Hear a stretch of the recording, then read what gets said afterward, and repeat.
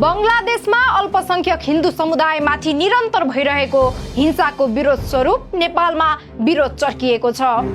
हिन्दू धर्म मान्ने दिपुचन्द्र दासमाथि कुटपिट गरी निर्ममतापूर्वक हत्या गरिएको र मृत्युपछि समेत अमानवीय व्यवहार गरिएको घटनाको विरोध स्वरूप जनकपुर धाम र सिराहाका हिन्दू धर्मावलम्बीहरू सडकमा उत्रिएका छन्। पूर्व पश्चिम राजमार्ग अन्तर्गत सिराहाको चोहरवामा रहेको गणपति पेट्रोल पम्प अगाडि समेत प्रदर्शनकारीहरूले टायर बाल्दै प्रदर्शन गरेका थिए।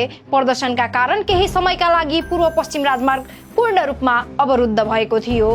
राजमार्ग अवरुद्ध हुँदा दुवै दिशातर्फका सवारी साधनहरू सडकमै रोकिए भने यात्रुहरू गन्तव्यमा पुग्न नसकी समस्यामा परेका थिए।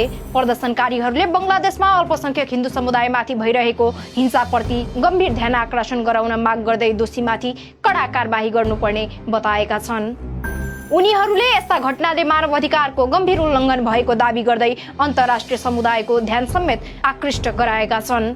स्थितिलाई नियन्त्रणमा लिन प्रदर्शन स्थलमा सुरक्षाकर्मी परिचालन गरिएको थियो। इलाका प्रहरी कार्यालय गोलबजारका प्रहरी निरीक्षक सुदन केसीले प्रदर्शनकारीसँग संवाद गरी अवस्था सामान्य बनाउने प्रयास गरेको जानकारी प्राप्त भएको छ। प्रहरीका अनुसार हाल स्थिति नियन्त्रणमा रहे पनि सुरक्षा सतर्कता बढाइएको छ। त्यसैगरी यता जनकपुर धाममा पनि बंगलादेशमा भएको घटना विरुद्ध हिन्दूवादी संघ संस्थाहरूले संयुक्त रूपमा प्रदर्शन गरेका छन्। आइतबार साँझ जनकपुर धामका विभिन्न स्थानमा प्रदर्शन गर्दै उनीहरूले बंगलादेश विरुद्ध नारा लगाउनका साथै पुतला दहन समेत गरेका छन्।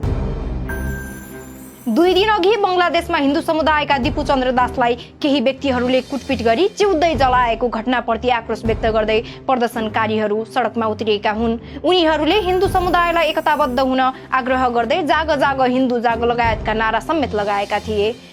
प्रदर्शनका क्रममा जेहादी आतंकवादी मुर्दाबाद, हिन्दू विरोधी नेता मुर्दाबाद जस्ता नारा समेत लगाइएको थियो। त्यसैगरी प्रदर्शनकारीहरूले आजदेखि बंगलादेशका कुनै पनि सामान प्रयोग नगर्न आग्रह गर्दै बहिष्कारको घोषणा समेत गरेका छन्। उनीहरूले बंगलादेशमा अल्पसंख्यक हिन्दू समुदायको सुरक्षाको ग्यारेन्टी गर्नुपर्ने, दोषीलाई कडा सजाय दिनुपर्ने तथा मुस्लिम आयोग खारेज गर्नुपर्ने माग अघि सारेका छन्। नेपालका विभिन्न स्थानमा भइरहेको यस्ता प्रदर्शनले बंगलादेशमा अल्पसंख्यक समुदायको सुरक्षाप्रति गम्भीर प्रश्न उठाएको छ। प्रदर्शनकारीहरूले यस्ता घटनाको पुनरावृत्ति रोक्न अन्तर्राष्ट्रिय दबाव आवश्यक रहेको बताएका छन्।